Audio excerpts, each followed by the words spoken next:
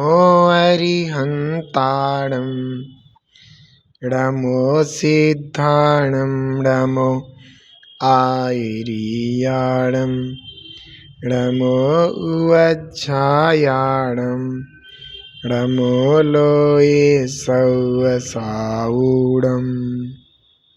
बोलो 24 तीर्थंकर भगवान की, महावीर भगवान की, पंच परमेष्टि भगवान की, चिन्वाणी माता की, गौतम गणधर देव की, आचार्य श्री कुंद कुंद स्वामी की, आचार्य श्री समंत भद्र स्वामी की, आचार्य श्री शांति सागर जी महामुनि राज की, आचार्य गुरुदेव श्री धर्म भूषण जी महामुनि राज की, आचार्य श्री सम्यक्त भूषण जी महामुनि राज की।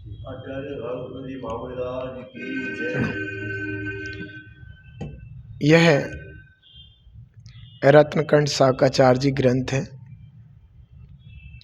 यह ग्रंथ आचार्य श्री समंत भद्र स्वामी द्वारा विरचित है। इस ग्रंथ में श्रावकों के चारित्र का, श्रद्धा का, ज्ञान का और अंत में समाधि मरण का पूरा अच्छा सा व्याख्यान है। मुझे लगता है कि श्रावक मात्र इस ग्रंथ को ही स्वाध्याय करे तो अपने जीवन को और अपने जीवन का, मनुष्य जन्म का पूर्ण फल प्राप्त कर सकता है। श्रावक जन को एन कैन प्रकारेण किसी भी प्रकार से इसका स्वाध्याय करना अनिवार्य है।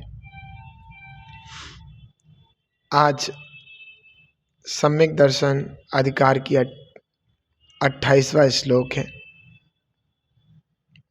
इस श्लोक के माध्यम से आचार्य भगवान समंत भद्र स्वामी श्रावक जन को बताना चाहते हैं कि सम्यक दर्शन की महिमा कितनी अचिंत्य है। अपनी श्रद्धा को मजबूत करना चाहिए, अपनी श्रद्धा को डिगने नहीं देना चाहिए।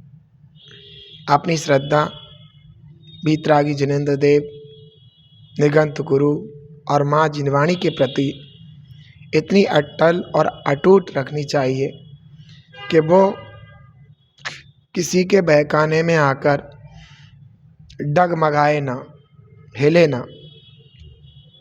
तो आज 28वें श्लोक के माध्यम से हम सम्यक दर्शन की महिमा को समझने का प्रयास करेंगे।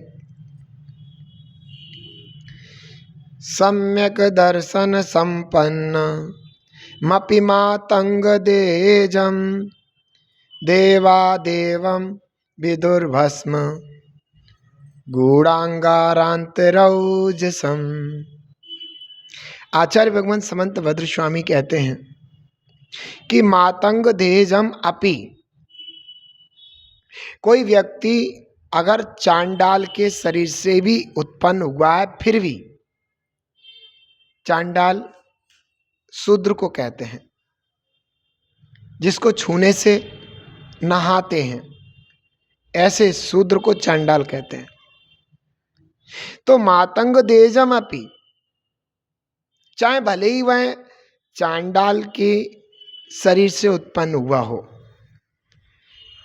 वह चांडाल के शरीर से उत्पन्न होने पर भी सम्यक दर्शन संपन्नम, अगर वह सम्यक दर्शन से सहित है,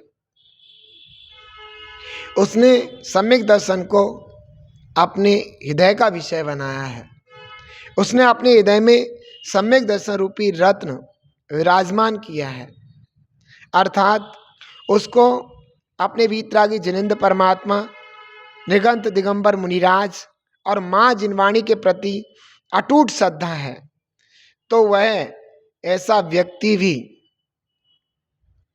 देवा तीर्थंकर देव कहते हैं कि ऐसा व्यक्ति भी, आहा, देवा विदु, तीर्थंकर देव कहते हैं ऐसा व्यक्ति भी भस्म, गूढ़, अंगार, अंतर, औसम, राख में छिपे हुए अंगार के भीतरी प्रकाश के समान जैसे कोई अंगार कोयला जलता हुआ जिसमें अंगारा है और ऊपर से राख ढकी हुई है और वह अंगारा राख के अंदर छिपा हुआ है। अगर तुम राख के ऊपर कोई भी जलने वाली चीज डालोगे तो अंगारा एकदम उसको जला करके राख कर देगा।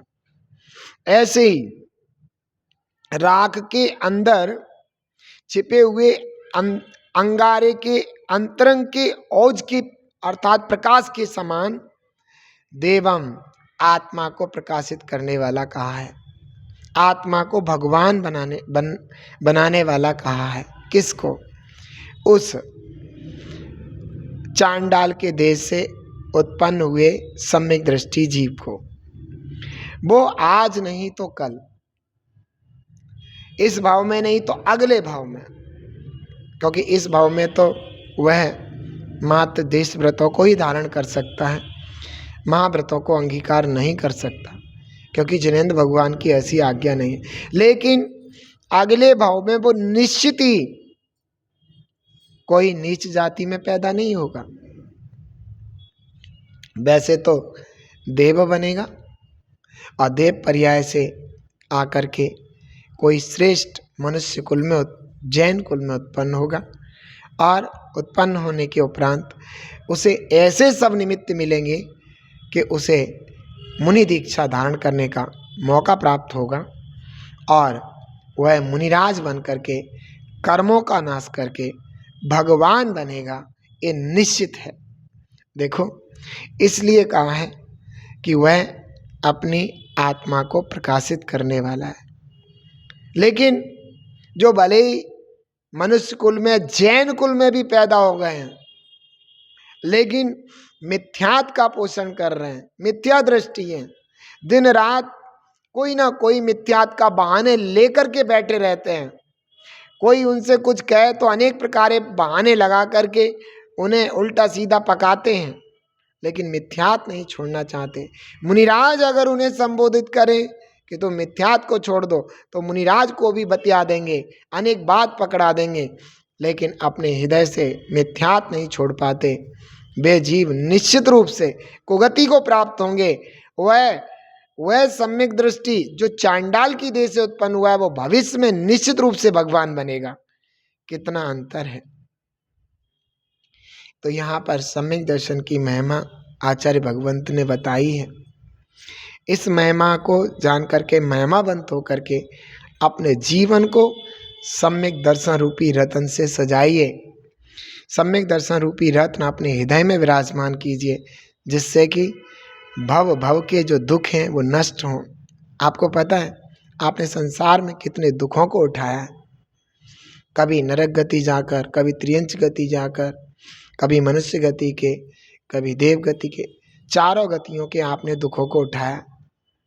क्यों?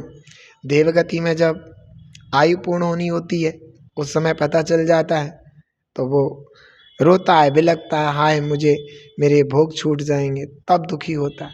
कौन सी गति ऐसी है जिसमें दुख ना हो?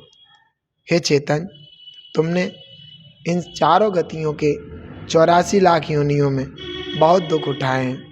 क्यों? क्योंकि सम्यक दर्शन नहीं हुआ। सम्यक दर्शन को अपने हृदय का रतन नहीं बनाया, सम्यक दर्शन को अपने हृदय में विराजमान नहीं किया, हमेशा मिथ्यात का पोषण किया। कुछ लोगों की बातें मान करके, उनके बहकावे में आकर के आप मिथ्या दृष्टि हुए। आज दिगंबर मुनिराज के कहने से, दिगंबर मुनिराज के संबोधन से आपको सम्यक्त को धारण करना चाहिए। जैसे उस सिंह ने मुनिराज के संबोधन करने से निश्चित रूप से तुरंत ही मिथ्यात रूपी कड़वे जहर को उगल दिया था और सम्यक्त रूपी अमृत का पान किया था, और वह निश्चित रूप से भगवान महावीर बना था। ऐसे आज आपको भी दृढ़ प्रतिज्ञारत होना चाहिए कि आज सम्यक्त को अंतरंग में धारण करके अपने जीवन को मोक्ष मार्ग में लगाएंगे, है ना, और भगवान बनने का कार्य प्रारंभ करेंगे। इसी भावना के साथ ओम नमः।